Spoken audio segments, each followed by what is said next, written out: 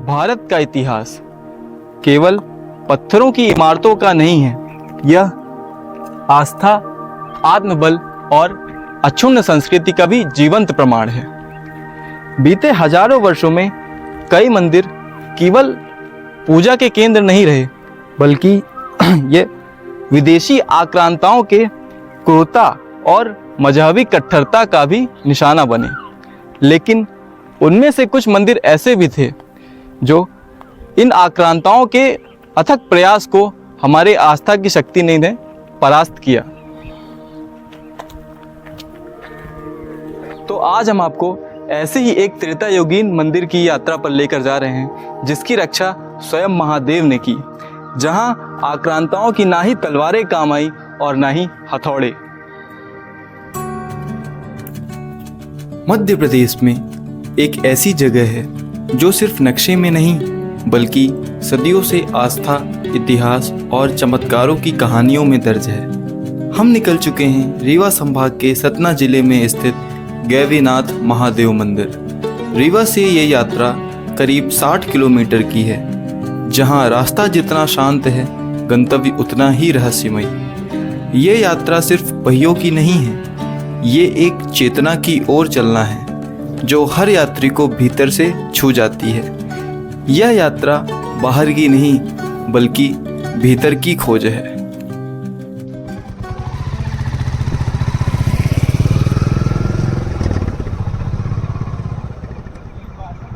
ये है बिरसिंहपुर, जो सिर्फ एक कस्बा नहीं, ये वो जमीन है जहां आस्था ने इतिहास को बदल दिया।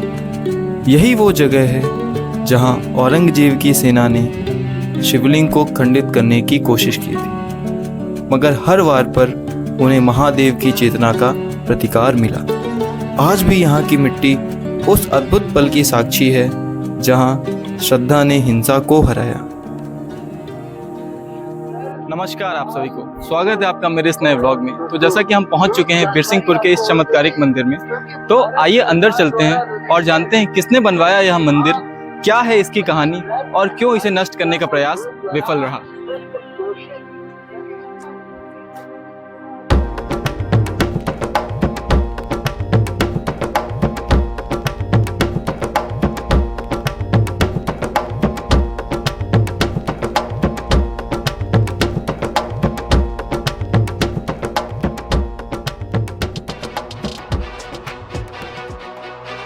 जब मुगल शासक औरंगजेब को यहाँ की इस मंदिर की महिमा का पता चला, तो उसने इसे ध्वस्त करने के लिए सेना भेजी। सेना यहाँ पर आई और उसने शिवलिंग पर प्रहार करना शुरू किया, एक बार, दो बार, 3 बार। लेकिन जैसे जैसे प्रहार होते गए, घटनाएं अलौकिक होती गईं। पहले प्रहार में निकला शिवलिंग से दूध, दूसरे में शहद, तीसरे प्रहार में निकला गंगा जल और चौथे प्रहार में तो निकला रक्त। यह देख सेना आश्चर्यचकित हो गई और काफी घबरा गई। लेकिन जैसे ही 5वां प्रहार हुआ कुछ ऐसा जिसने पूरी सेना को पीछे हटने पर विवश कर दिया।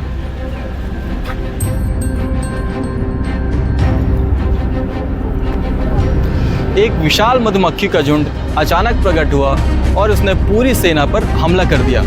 डर के मारे सभी सैनिक भाग गए और तब से यह मंदिर महाकाल की अजेय शक्ति का प्रमाण बना हुआ। तो उसी के साथ आइए उस ऐतिहासिक मंदिर की ओर आगे बढ़ते हैं और दर्शन करते हैं शिवलिंग का, और यह जानने की कोशिश करते हैं कि क्यों इस जगह का नाम बिरसिंहपुर है और हम क्यों शिवलिंग को गैवीनाथ जी के नाम से जानते हैं।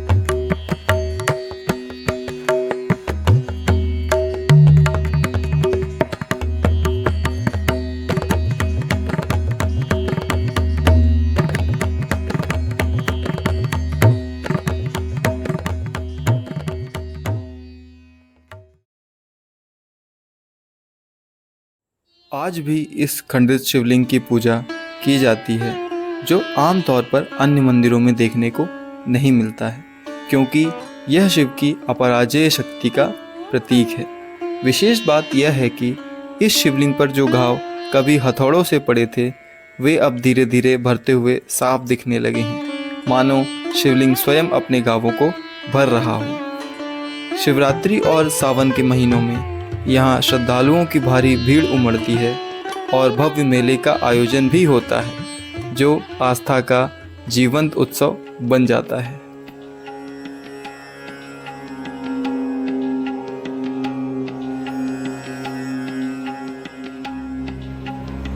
एक समय पर इस स्थान का नाम देवपुर हुआ करता था और यहाँ के राजा थे राजा वीर सिंह, जो कि महाकाल के अनन्य भक्त थे और वह निरंतर रूप से घोड़े में सवार होकर उज्जैन में महाकालेश्वर के दर्शन करने जाया करते थे। वृद्धावस्था के दौरान उनका जाना कठिन हो चुका था, जिस कारण से उन्होंने महाकाल से विनती की कि प्रभु, अब मेरा आना कठिन हो रहा है, कृपया आप ही मार्गदर्शन करिए।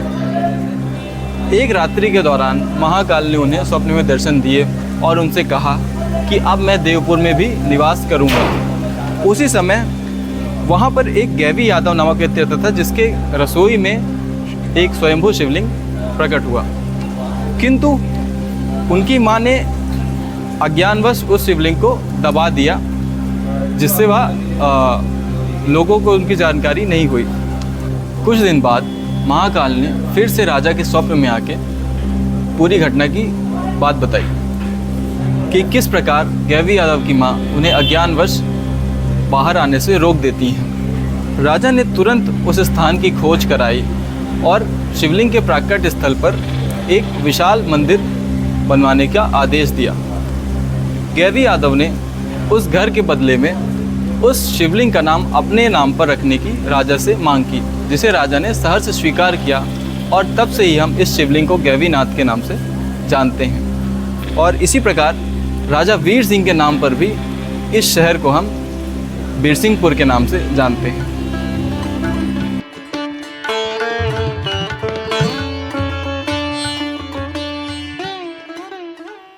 मंदिर परिसर में स्थित ये पवित्र सरोवर जैसे शांति का प्रतिबिंब हो। कहा जाता है, जो भी चारधाम यात्रा के बाद यहाँ आकर गंगा जल से शिवलिंग का अभिषेक करता है, उसकी तीर्थ यात्रा तभी पूर्ण मानी जाती है, क्योंकि ये धाम अपने प्रभाव में महाकालेश्वर के समान माना जाता है।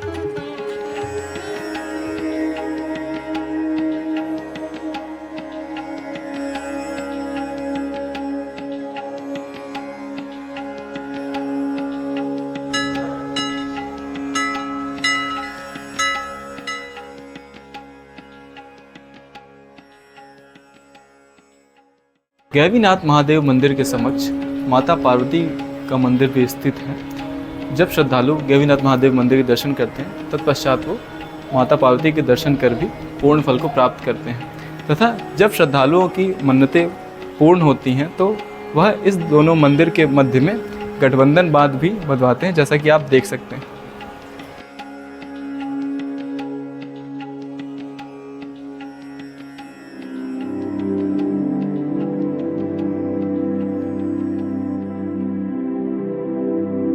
इतिहास हमें बहुत कुछ सिखाता है, पर इस मंदिर का इतिहास हमें एक खास बात बताता है कि शक्ति को मिटाया नहीं जा सकता, यह केवल अपना रूप बदलती है। तो यह सवाल है कि क्या यह सिर्फ एक संयोग था कि मधुमक्खियां अचानक प्रकट हुईं, या यह सच में महादेव की महिमा थी? आपका क्या मानना है, कमेंट करके ज़रूर बताइए। इसी प्रश्न के साथ मैं लेना चाहूँगा अभी के लिए पूर्ण विराम। जय गैवीनाथ धाम, जय जय श्री राम।